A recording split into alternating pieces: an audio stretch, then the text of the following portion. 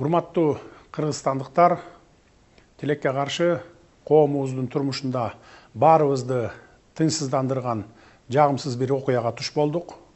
Ортодо чын бышыгын билип билбей, чын төгүнүн аныктабай, чагымчыл күчтөрдүн азгырыгына жетеленген топтордун кылган ишинин кесепетинен көпчүлүк элибиз, мамлекетибиз жабыр тартып отурат. 13 майда болгон окуяга калпычын аралаш ар кандай боектор сүртүлүп, 18 майда интернетке видео материал жайылткандардын кесепетин баарыбыз көрдүк. Ооба күч органдары өз маалында чара көрүп, жүргүзүп жаткан иштерин өз маалында коомчулукка чыгарганда, балким мындай болбойт эле.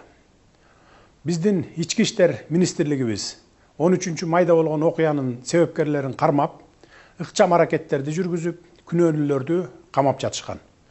Бирок тилекке каршы бул кырдаалды башка күчтөр жагдайды курчутууга кызыктар тараптар пайдаланып кетүүгө үлгүрүштү. Биздин патриот жаштарыбыздын чет өлкөлүк жарандардын мыйзамсыз миграциясын токтотуу, мындай иштерге жол бергендерге катуу чара көрүү сыяктуу талаптары албетте туура. Ал талаптарды бул окуяда эле эмес, буга чейин да коюп келе жаткансыздар.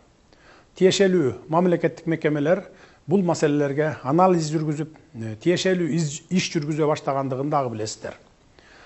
Өзүңөр күбө болгондой, буга чейин эле улуттук коопсуздук мамлекеттик кызматы ички иштер министрлиги тарабынан мыйзамсыз жүргөн чет өлкөлүк жарандарды аныктоо иштери жүрүп жаткан.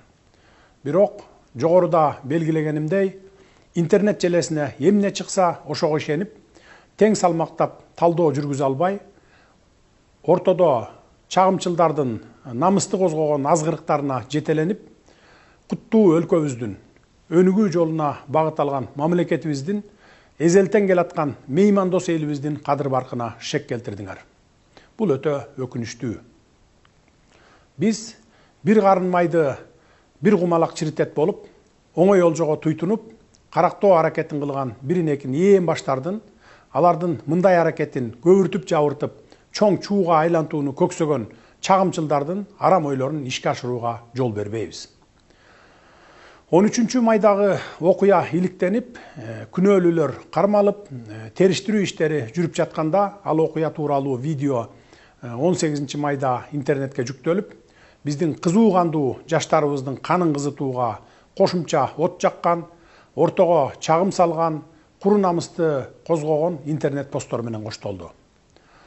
Буга бийликке жетпей калгандар, коррупцияга каршы күрөштү жактырбагандар, түрмөдө жаткан саясатчылар атайын WhatsApp группаларды, фейк аккаунттарды түзүп алышып, чагым салган маалыматтарды таратышканын ачык айтып коеюн.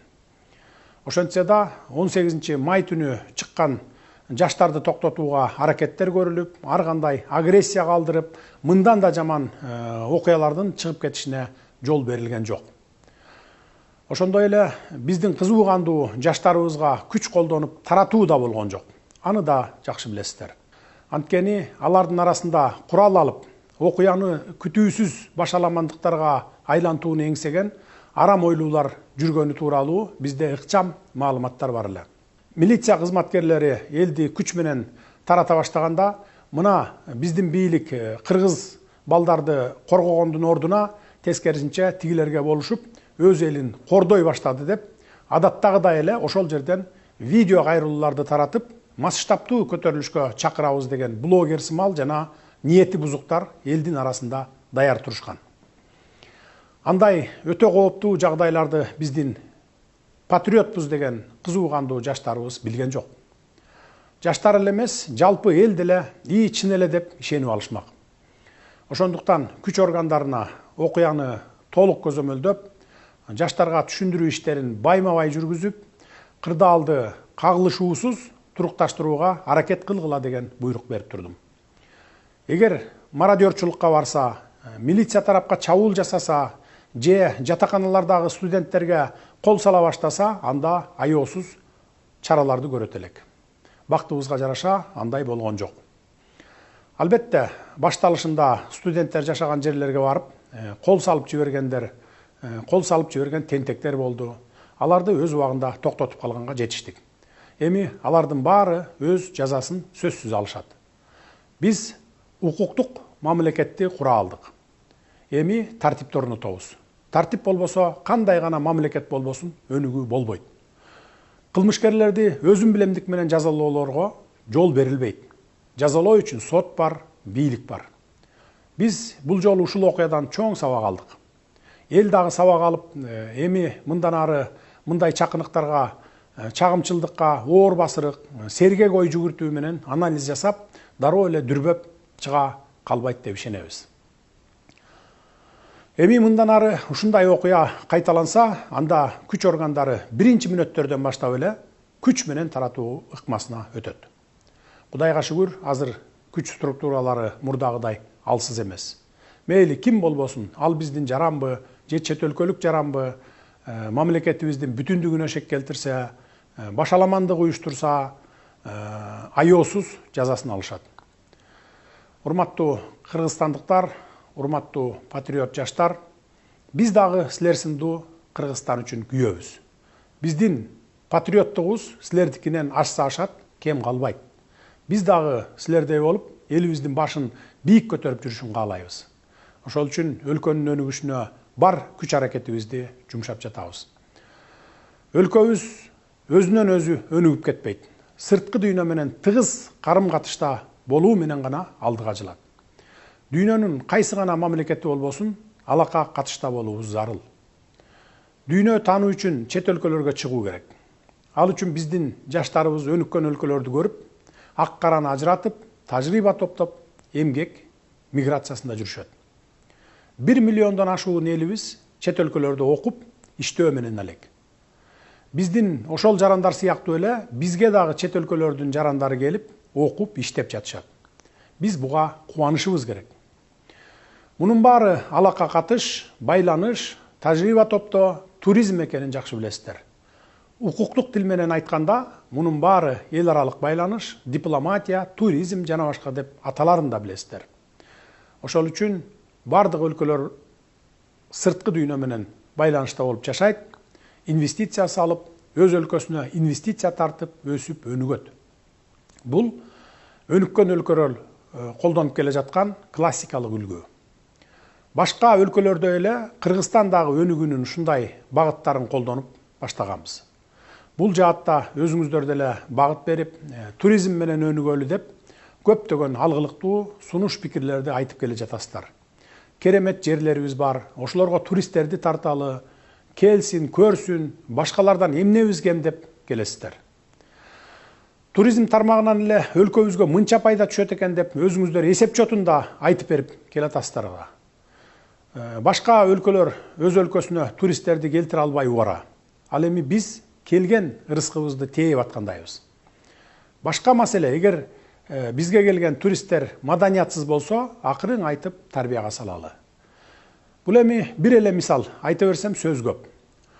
Биздин балдарыбыз да чет жерде жүрүшөт. Адам үйүнөн 40 кадам узагандан кийин мусафир деп коет. Мен буларды айтып жатканымдын себеби ошол сырт дүйнө менен болгон мамилебизди, жаңыдан жанданып келаткан инвестиция, туризм тармагына эч болбосо меймандостук салтыбызга шек келтирбесек дегеним. Эң жок дегенде сыртта жүргөн уул кыздарыбыз дагы ушундай мамилеге учурап калуу мүмкүн экенин эсибизден чыгарбашыбыз керек. Муну жети өлчөп, бир кесип, туура ой жүгүртө алган жарандарыбыздын баары айтып жатышат.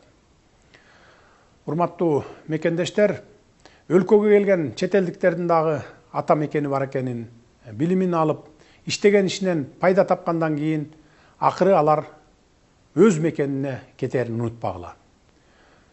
Алар Кыргызстандан билим алып, ошончо жерден келип, ошончо акчасын бизге калтырып, убактылуу гана жүргөнүн унутпайлы. Чет өлкөлүктөр Кыргызстандан билим берүүсүн барктап, кызыгып келип, акысын төлөп окуп жатканын, бизде иштеген чет элдиктердин кызмат көрсөтүүсүнөн ушул эле биздин кыргызстандыктар пайда көрүп жатканын баарыбыз туура түшүнүшүбүз керек. Ошолордун калтырган каражаттарынан салык түшүп, ошолорго кызмат көрсөткөн окуу жайлар, чакан ишкерлер пайда таап жатканын, биздин экономикага миллиарддаган киреше алып келип жатканын кантип билбейбиз? Өлкөдөгү жумуш ордуларына жалаң чет элдиктер толуп калып, биздин жарандар бош калган болсо, мындай жагдайды жөнгө салып, ордуна коюуга күчүбүз жетет.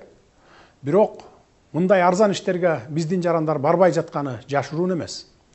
Учурда жүргүзүлгөн статистикага ылайык бүгүнкү күндө 6300дөн ашуун жумуш орду бош турат. Алдыдагы жылдарда дагы 10 000 деген жумуш орундары түзүлөт. Анткени ири долбоорлорду ишке киргизебиз. Бул асмандан алынган сан эмес, ишкерлер менен министрликтер берип жаткан маалыматтар. Келгиле, силер дагы иштегиле.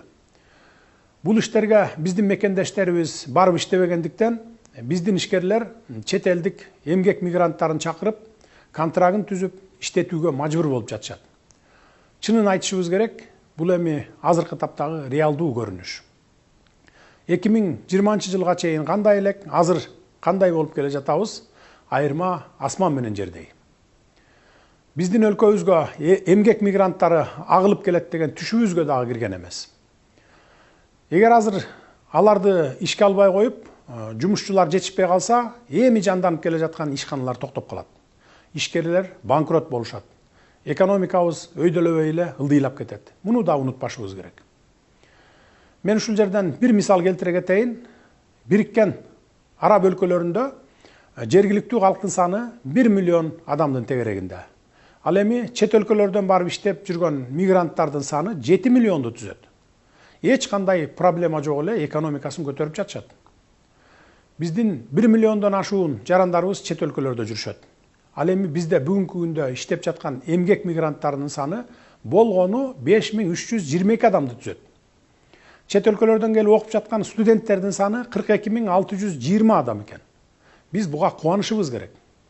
Бирок кечээ болуп өткөн жагымсыз окуялар, мен жогоруда айтып өткөн биздин алга умтулууларыбыздын, баалуулуктарыбыздын эч бирине туура келбей калды.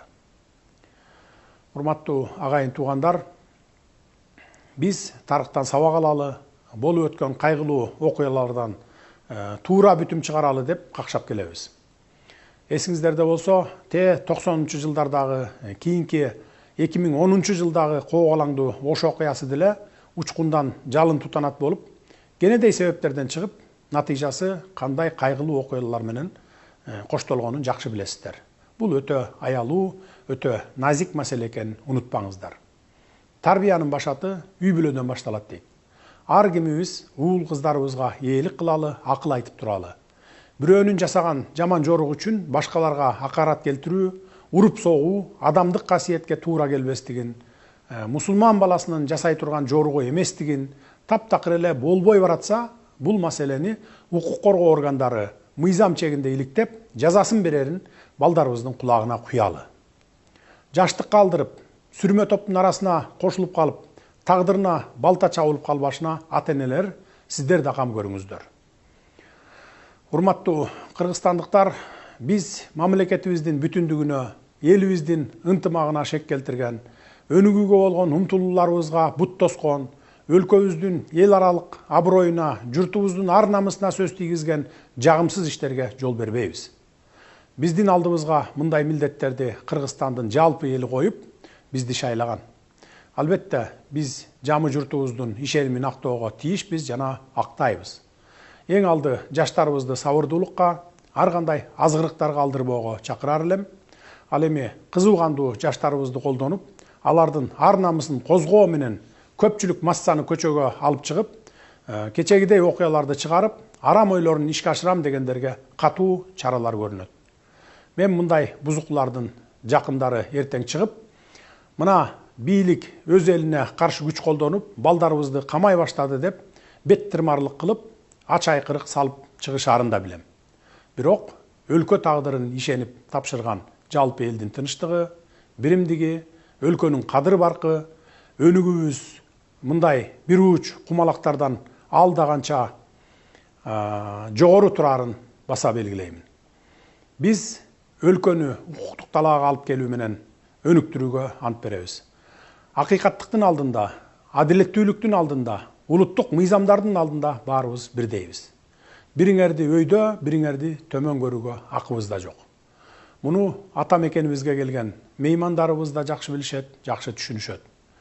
бийлик эмне үчүн көчөгө чыккан элди биринчи мүнөттөрдө эле күч менен таркатпады, жаңжалды биринчи баштап күнөөлүү болсо да өз жарандарын колдоду деген күмөн санооңор бар экенин да билебиз. Эмне себептен күч колдонулбагандыгын мен жогоруда айтып өттүм. Мындан ары тартип катуу болот. Камсанабаңыздар.